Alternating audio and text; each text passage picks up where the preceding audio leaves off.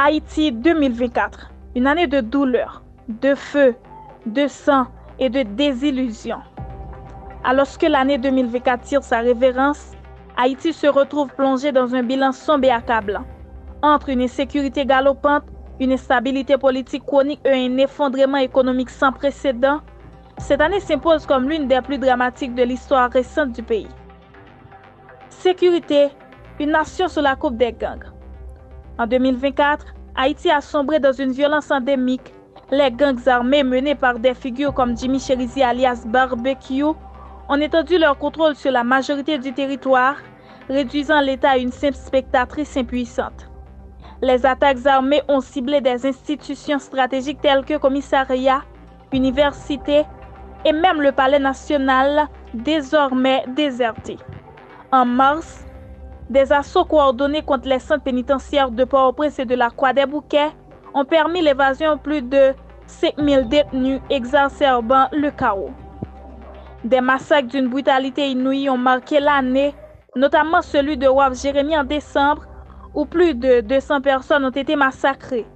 Les gangs ont également mis à feu et à sang le département de l'Artibonite où dans certaines villes presque plus rien ne fonctionne. Ces violences ont entraîné une crise humanitaire majeure.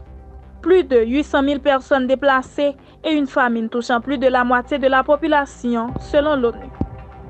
À cela s'ajoute la fermeture durant plusieurs mois de plusieurs hôpitaux, notamment l'hôpital universitaire d'État d'Haïti, le plus grand centre hospitalier du pays. Une tentative de réouverture le 24 décembre dernier par les autorités avait viré au drame et a fait au moins 3 morts et plus d'une dizaine de blessés. Qui pilla le principal aéroport international du pays, l'aéroport Toussaint Louverture est contraint de suspendre ses activités en raison d'attaques terroristes qui ont ciblé des avions. Depuis tantôt 2 mois, les vols internationaux sont interdits à Port-au-Prince. Laquelle situation rend encore plus difficile la communication aérienne entre Haïti et la communauté internationale.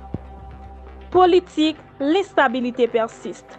Sur le plan politique, 2024 a été marqué par l'effondrement du gouvernement d'Ariel Henry en mars. Après une montée en puissance des gangs, le Conseil présidentiel de transition, composé de 9 membres, a pris les rênes du pouvoir en avril avec l'appui de la communauté internationale. Malgré ses promesses, le CPT s'est avéré incapable d'apporter des améliorations concrètes à la vie des citoyens. Son mandat a été terni par un scandale de corruption impliquant 3 de ses membres. Accusé d'avoir exigé des pots de vin pour maintenir un dirigeant bancaire à son poste. Bien que les accusations aient été publiquement dénoncées, aucune action décisive n'a été prise. Révocation de Gaïkoni, violation des prescrits de l'accord du 4 avril créant le CPT, aucune volonté concrète n'a été constatée afin de mettre le pays sur la voie de la démocratie et de l'ordre constitutionnel. Économie, une crise sempiternelle. L'économie haïtienne, déjà fragilisée, a connu une 6e année consécutive de récession avec une contraction de 4,2% du PIB en 2024.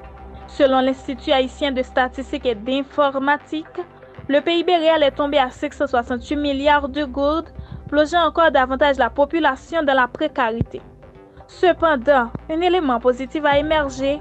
Les transferts de fonds de la diaspora ont atteint un niveau record de 4,1 milliards de dollars, une augmentation de 9,5%.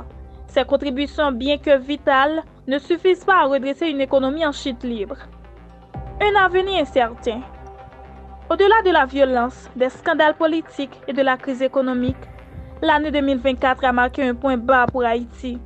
Le pays semble enlisé dans une spirale de désespoir, avec des institutions affaiblies et une population laissée à son sort.